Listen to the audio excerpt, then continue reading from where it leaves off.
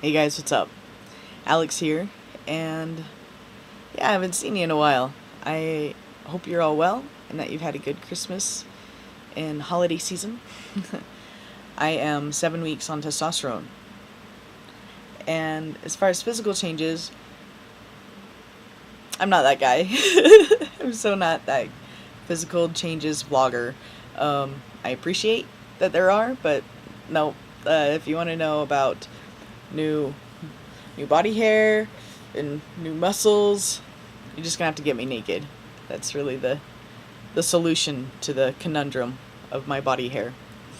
But no, kind of seriously, I do have a topic of mind to discuss. However, what do you think of that painting? I did it back in high school. Nope, I did it back in college, and it's one of my favorites. Anyway, I wanted to discuss the absolute necessity of surgery, and this fallacy that I encountered where people just assumed that it was elective, and how incredibly offensive and demeaning that is. There was nothing elective about surgery. There's nothing elective about taking hormones. There's nothing elective about binding.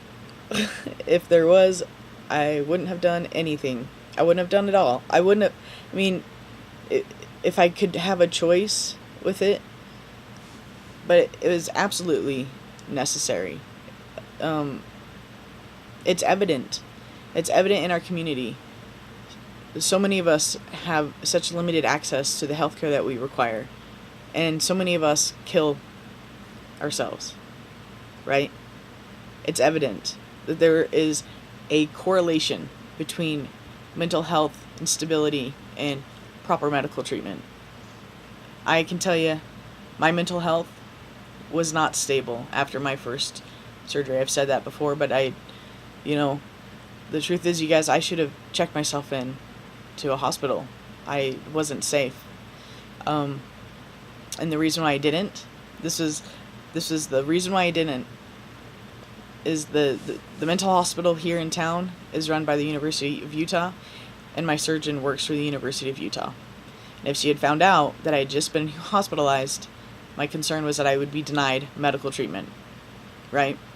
That's the only reason why I didn't seek out the safe space I should have been in. Sorry about that. So, luckily I have a very demanding job, and it's something that I can get lost in for 8.5 hours a day, and those were some difficult 8.5 hours a day, but thank God I had the job I have, because holy cow, it's what got me through those 3 weeks, because I had hit my breaking point and I didn't know, and I was totally without therapeutic support. I mean, I've talked about that horrible group that I went to, and so what happened was my surgery was canceled. I went to group on Thursday. And then my therapist the next week, I fired my she didn't contact me when she'd come back into town, and a few weeks later I fired her, but that was right then, and I just found myself completely without therapeutic support, and I just did the next thing I knew to do, which was go to work and take a shower and wear clean clothes. Like I had a very basic mindset to get through those weeks, and I don't know how much longer I could have done that, especially given the fact that I knew surgery was coming up. I had these feelings even though I knew surgery was coming up. In fact, I was talking with my boss, and I to reiterate the fact, I said, Matt, my surgery is in 2 days. I can count to 2. It's not that far away, and today it took me 45 minutes to work up the courage to get dressed and walk outside my door and exist in a world where I can't live authentically. Today, and I have surgery in 2 days. It's not like I'm like in this hopeless, helpless situation, right? Like, it's not elective. And as I was discussing some things with my boss, it actually kind of came up with him, because I was trying to use some emergency time for a scheduled doctor's appointment for my pre-op appointment, because my first one didn't really count because I really didn't get questions answered. And he felt that because it was a doctor's appointment, it wasn't an emergency, I had scheduled it. And I can understand where he came to that conclusion based on what his understanding of an emergency is, but he wasn't privy to the knowledge that it was literally like a life and death matter for me, and it wasn't appropriate for me to disclose that to him. But I do feel like he's a friend, and I feel like he's a really good guy who honestly gives a damn about me. That's there's no question about that. My boss gives a flying fuck about me. He does. And so I could tell him, listen, the situation is, I don't know. I mean, I would not be safe. I would not be safe if I had to postpone my surgery. And it's not appropriate for me to discuss it with anyone other than a licensed professional, because I've been on the other end of that, and it's a horrible feeling when someone confided that they were suicidal, and I had and also that I was sworn to secrecy.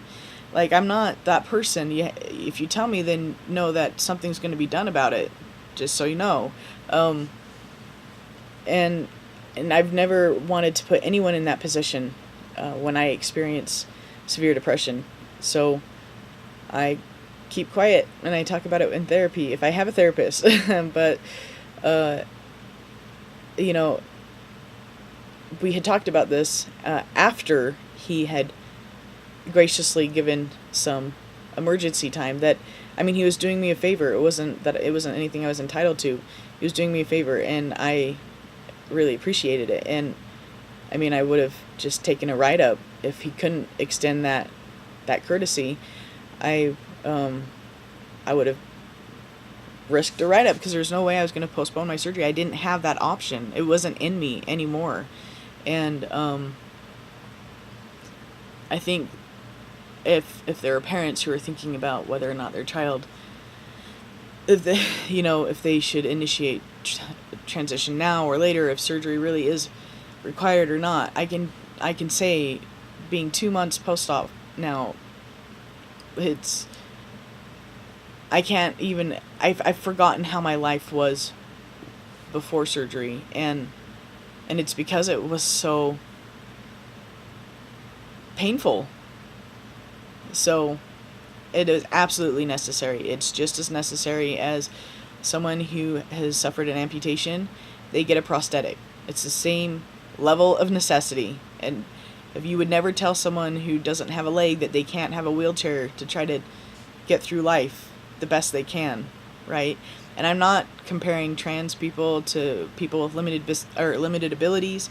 That's not it at all. I'm referring to some scientific research with phantom limb syndrome, and I have a whole other video on it, alright? So, just to say, I'm not at all comparing one thing to the other than the biological need for it and the psychological distress that happens when that need isn't met. There's nothing elective about surgery. So, that's it. That's all I got. Hope you're well. Bye.